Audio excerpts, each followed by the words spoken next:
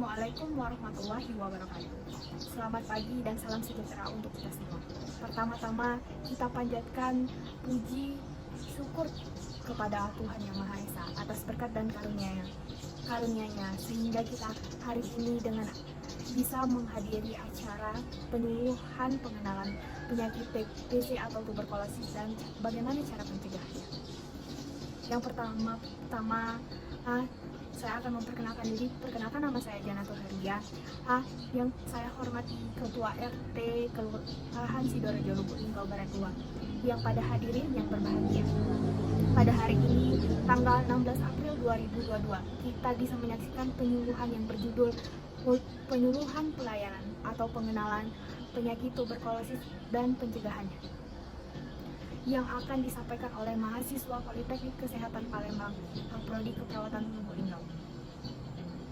Baiklah, saya akan membacakan susunan acara pada hari ini. Pertama, pembukaan. Kedua, pembacaan materi yang dipimpin oleh moderator. Ketiga, tanya jawab. Dan keempat,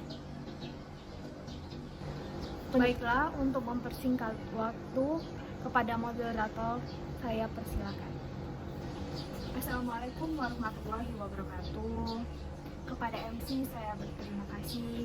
Yang terhormat Ketua RT Kelurahan Sidorejo Lubuk Linggau Barat 2, yang pada hadirin yang berbahagia.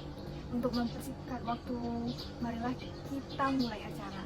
Materi yang akan disampaikan oleh mahasiswa Prodi Keperawatan Lubuk Linggau, Poltekkes Kemenkes Palembang. Assalamualaikum warahmatullahi wabarakatuh. Perkenalkan, nama saya Janatul Heria. Di sini saya akan memberikan penyuluhan tentang tuberkulosis. Nah, tuberkulosis ini sering kita dengar dan kita sebut yaitu sebagai TBC. Nah, TBC ini adalah penyakit infeksi yang menular yang disebabkan oleh bakteri Mycobacterium tuberculosis yang dapat menyerang di berbagai organ, yang terutama itu paru-paru. Nah, salah satu dari 10 penyebab kematian terbesar di dunia itu adalah tuberkulosis atau TBC ini. Nah, penderita TBC dapat pengobatan selama 6 bulan. Satu orang terinfeksi TBC setiap detik. Wow, banyak banget kan? Indonesia negara kedua penderita TBC terbanyak di dunia. Kuman TBC dapat bertahan di udara itu 1-2 jam. Yang menyerang siapa sih yang sering terserang dengan TBC ini? Nah, TBC ini bisa terserang dari umur 15-50 tahun, yaitu remaja sama lansia. Menular melalui udara saat penderita batuk, bersin, atau berbicara. Gejala-gejala TBC ini, pertama gejala utamanya adalah batuk. Batuk itu bisa terjadi berdahak atau tidak berdahak.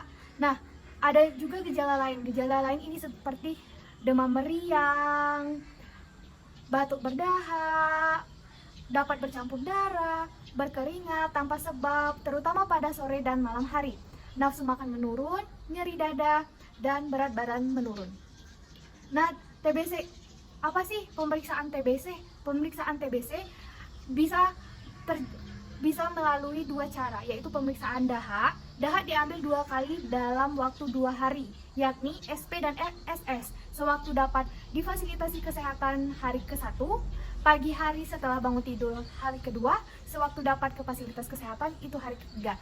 Nah, yang kedua adalah ronsen foto dada, yaitu pemeriksaan tambahan berupa ronsen foto dada bila pemeriksaan dahak hasilnya negatif, tetapi gejala TBC lainnya ada.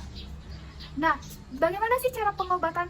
Pasti banyak penasaran. Pengobatan TBC ini adalah bisa terbagi menjadi 2. Pengobatan berlangsung secara 6-8 bulan, yang terbagi 2 tahap. Pertama, kalau tahap awal dia obat diminum setiap hari selama 2 atau 3 bulan.